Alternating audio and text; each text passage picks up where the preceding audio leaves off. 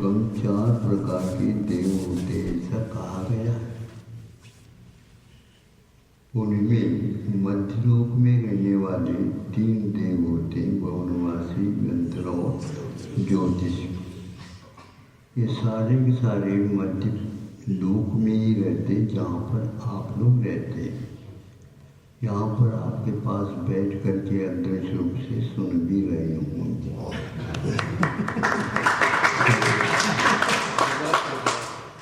किंतु ये सब मध्यलोक में आ जाते हैं। इनका विशेष आना जाना बैठना उठने का स्थान मध्यलोक है। इसके बाद ऊर्ध्वलोक में जो देव रहते हैं वो आप लोगों के पास कभी अभी नहीं आते, क्योंकि वे देवों में एक प्रकार से उच्च माने जाते हैं। सामान्य जनता और विशेष जनता में अंतर होता है। तो वो देव कल्पवासी कहलाते, विमानवासी वैमानिक कहलाते। विशेष मान सम्मान के लिए वे एक प्रकार से जो 63 साल का पुरुष महापुरुष जब रहते हैं उसी समय उनके साथ आना जाना आदि होता है। बाकी समय पर वो यहाँ पर नहीं आते। उनमें कई प्रकार की हरकतें नहीं होती है। इनमें कुछ हो सकती होती है जो भौनात्मक माने जाते हैं। एक स्थान पर बहुत अच्छा कहा गया है। तो इनमें जो 16 स्वर्ग तक देव होते हैं उनमें 10 प्रकार की व्यवस्थाएं होती हैं। ये व्यवस्थाएं जैसे आप लोगों की होती है ना, घर में या कार्यालयों में आदि आदि, वैसे इनके यहाँ भी होती है। इंद्रादि के इसके नाम होने केयर करते हैं। अब कुछ लोकांतरिक जो कि पंचम स्वर्ग में रहते हैं, ब्रह्म स्वर्ग, उनका बड़ा अद्भुत वहाँ पर व्यवस्थित कार्यक्रम है। वो तो कभी भी नहीं आते किसी के पास। केवल जिस समय तीर्थंकरों को वैराग होता है, 12 भावना बातें, उस समय तीर्थंकरों के जो बाहर निकलने वाले हैं घर से, उनके लिए प्रशंसा के लिए तो उद्बोधन तो नहीं है, किंतु प्रशंसा के लिए आते हैं। तो आपने जो निर्णय लिया ये बहुत अच्छा है। वहाँ से तो यहाँ आएंगे वो, लेकिन यहाँ से कोई भी व्यक्ति वहाँ पर उनके उस कॉलोनी में व्यवस्था में जो पंचम स्वर्ग है वहाँ पर कोई भी नहीं जा सकता। तो कोई का मतलब कोई भी देव वैमानिक भी वहाँ पर जा नहीं सकता। ये व्यवस्था रखी है। जैसे आजकल की आप लोगों की व्यवस्था बनी है, वहाँ पर कोई नहीं जाएगा, दूर बैठो, ये समझे। हाँ, तो हमारे यहाँ भी इस प्रकार की कुछ ऐसे स्थान व्यवस्था है यहाँ पर कोई भी आना जाना नहीं। अपने उसके लिए कहा गया अगम्य स्थान, जो यहाँ पर विज्ञान के भाषा में जिसको वो ब्लैक होल्स जिसको बोलते हैं, ऐसे वहाँ पर अंधकारमय स्थान है जिस अंधकार में पार करके उस ओर जाने की किसी को हिम्मत ही नहीं। अवधि ज्ञान तक वहाँ पर कोई काम नहीं कर सकते, ऐसा स्थान बताया हो। यानी आपके मोबाइल की प्रवेश भी वहाँ पर नहीं। हाँ, रेंज जो है ना, ये रेवती रेंज जैसे वहाँ पर कोई भी नहीं जा सकता। इसको ब्लैक होल आप लोग बोलते हैं, वहाँ पर अगम्य स्थान है, कोई भी इंद्रादिक भी नहीं जा सकता, ऐसा स्थान है। वो केवल देवियों के बिना भी केवल देव मात्र रहते हैं, या तो अहमित्र देव रहते हैं जो कल्पातीत होते हैं। कल्पवासी में भी कल्पोपन और कल्पातीत दो प्रकार के होते हैं, तो वो उनके पास रहते हैं। तो वहाँ उन्होंने भेद बताया, उन लोकांतिकों के पास कोई भी नहीं जा सकता, क्योंकि वे देवियों के बिना रहते हैं, और वहाँ पर उनका नाम देवर्षि कहा गया। देवर्षि देवों में भी देवीषु अपि ऋषि रूपेण वर्तन्ते, देवों में भी ऋषि के तुल्य वो रहते हैं, उनको देवर्षि कहते हैं। और इसलिए वो केवल हमेशा 12 भावनाओं का ही चिंतन करते हैं। तो इसलिए जो तीर्थंकर जब घर से बाहर निकले, उस समय बाहर राजा राणा छत्रपति ये भावना भाई भाते ही वो उनके पास आ गया, अन्य समय में भी नहीं जाएंगे। आपके पास जा करके और कुछ नहीं कहेंगे। वो जिस समय 12 भावना का चिंतन करते तीर्थंकर बाहर निकलने के लिए, उस समय आकर के बहुत आपने बहुत अच्छी भावना भाई, ये सब संसार के गड़बड़ है, व्यवस्थाएं हैं, आपने बहुत अच्छा सोचा।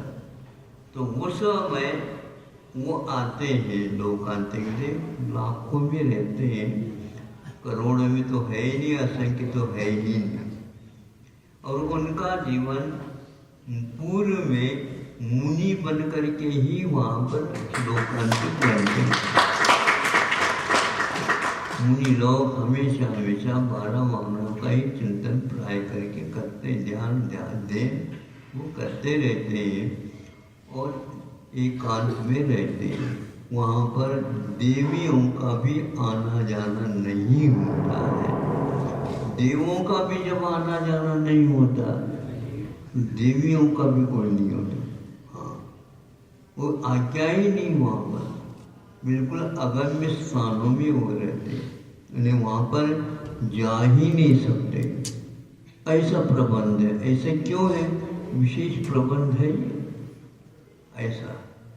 तो इससे स्पष्ट होता है, जो आज की व्यवस्था आप लोगों के लिए कर रखी है कुछ नोटिस मिलने के लिए, उसमें ऐसा लगता है, सुनते हैं, जो कोई भी गंगा जमुना आदि बड़ी बड़ी नदियों में प्रदूषण और पूरे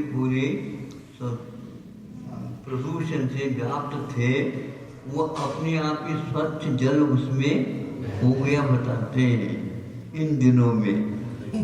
हाँ, कुछ ऐसे भी स्थान हैं जहाँ पर हमेशा पहाड़ों में प्रदूषण फैलाया रहता था, अब वो पहाड़ की चोटियाँ दिखने लगी बताए 200-300 किलोमीटर दूर से, 300 किलोमीटर दूर से हिमालय की चोटी अब दिख रही है। पहले नहीं दिखती थी क्योंकि धुआं बना रखा था। अब इससे स्पष्ट हो गया कि इन्हीं दिनों में वो खुल गया।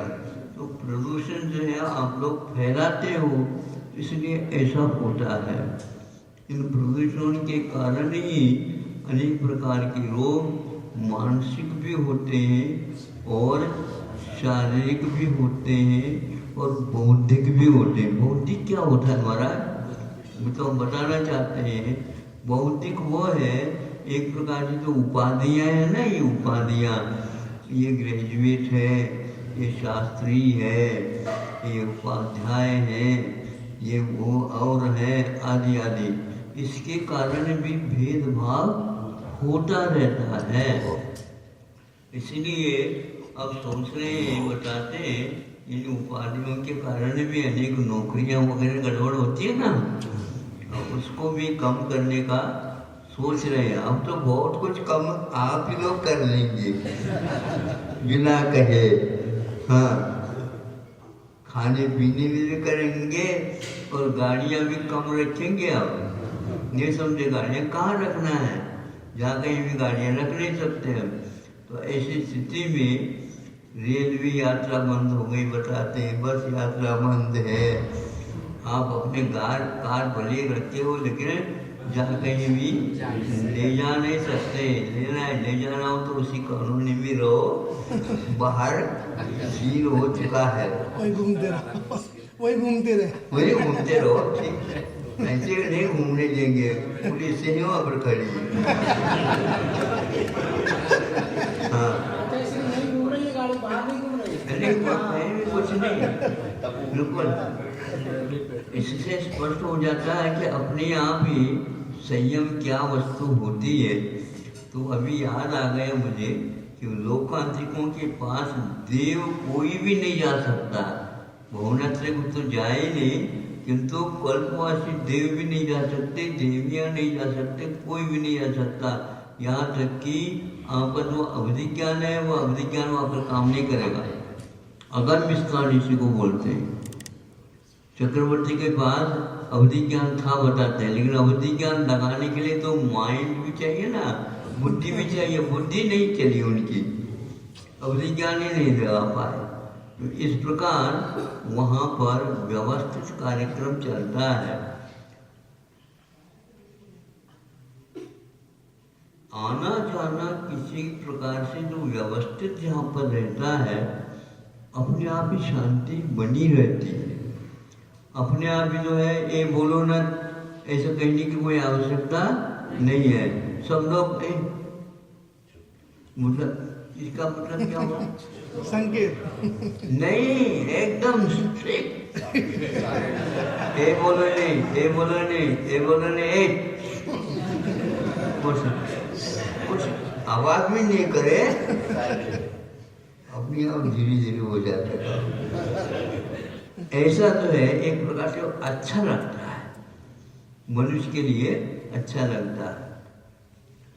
एक बात और, मुनि महाराजों के लिए भी या भगवान के जो वंदना करते हैं उस समय में भी हमें कितने दूर रहना, ये भी विधान अपने यहाँ मिलता है। 1.5 हाथ या 1 हाथ 1.5 हाथ से मुनि महाराजों के दर्शन करने के लिए बताया।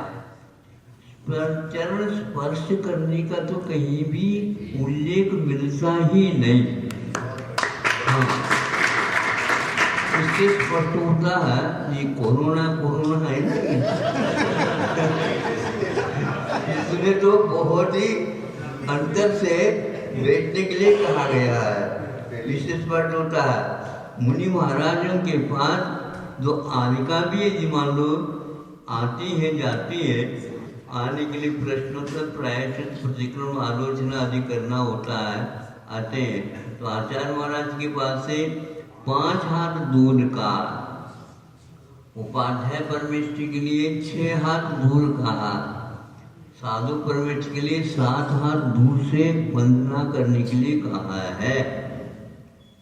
और वो इस प्रकार की मर्यादा बनी हुई है। तो मुनि महाराज की वंदना भी करते हैं तो पैर छूने का हाथ कभी भी बताए नहीं। भैयावृत्ति करना अलग वस्तु होती है, किंतु वह छूने छूने इत्यादि की आवश्यकता नहीं, क्योंकि प्रत्येक स्थान में वे पीछे लगा करके ही अपने बैठते उठते हाथ इत्यादि होते रहते।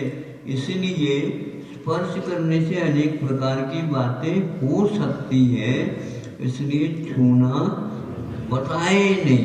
आज अपने आप ही सिद्ध हो रहा है, दूर रहो छूना करना नहीं। हाँ, और कौन सा जो जल रखो असल में, हाँ शुद्ध जल है वो। हाँ, एक व्यक्ति ने हाथ धो लिया तो दूसरे को नहीं देना, ऐसा इस प्रकार का हो गया। ये सब बातें ऐसी हो गई, इससे स्पष्ट होता है कि छूना ही नहीं, हाँ स्पर्श करना मना है। तो इससे स्पष्ट होता है कि आरोग्य की दृष्टि से भी हमें इन बातों को ध्यान में रखना चाहिए। स्वाध्याय करते हैं, हाथ धो करके शास्त्र को हम लेते हैं, पुनः रखते हैं, फिर बाद में इसको बंद करके रख देते हैं। इन सब बातों से भी ज्ञात होता है। अब पहले शुरुआत जब हम दक्षिण की बात कर रहा हूँ, अब तो वह सब जगह गड़बड़ हो गया। जब रसोई घर में प्रवेश करना होता है तो वस्त्र को उतार दो और नीचे का जो है पजामा उतना ही रखो और बनियान के साथ भीतर पहुंचो। वस्त्र पूरे नहीं पहन सकते आप, ये वो भी ऊपर की टोपी वगैरह जो है वही उतार कर वहीं पर रखो। फिर इसके उपरांत ऐसे ये था, कोई भी हो, घर के मालिक भी क्यों ना हो। इसका कारण उसके कारण कि रसोई घर है, वहां पर किसी भी सकरा नकरा जो चलता है ना, वो इसीलिए चलता था क्योंकि वहां किसी भी प्रकार से शुद्ध अशुद्ध जो है व्यक्ति जाना नहीं चाहिए। स्नान करने के उपरांत भी बाजार के वस्त्रों को पहनने वाला वहां पर नहीं जा सकता, ये स्पष्ट होता है। देखो उनके ड्रेस में कैसे रहते हैं, हाँ, पूरी नीचे से लेकर ऊपर तक पैक है। हाँ, तो उसी प्रकार जो रसोई बनाने वाले भीतर रहते हैं रसोई घर में, वही बने तुम वहीं पर रखो और वहीं पर थाली आ जाएगी, जाओ, यहाँ नहीं आ सकते। अब तो होटल चल गए तो का हाँ, कोई भी व्यक्ति इस ढंग से नहीं होता था। आहार के समय पर, परोसने समय पर भी वो शुद्ध कपड़ों से ही परोसते थे। अभी भी दक्षिण में चलता है, लेकिन अब ज्यादा तो बदल गया इसलिए तो ऐसा हो गया। ये शुद्धि का जैसे चिकित्सालय में, अस्पताल में, ऑपरेशन हॉल में, ओटी में प्रत्येक व्यक्ति का प्रवेश नहीं हो सकता। सुन भी ना वहां पर देख भी नहीं सकते आप। उठो वहां से, चलो पहले लिख करके दे दो, बस हम नहीं आएंगे। हाँ, कोई नहीं आ सकता, कोई फोन तक नहीं कर सकता, करके देखो ना, कुछ नहीं होता। कुछ हो जाए तो हम कोई जिम्मेदार नहीं, हमारा कोई दायित्व नहीं, ध्यान रखो। तो पैसे दाव पे ले रख दो।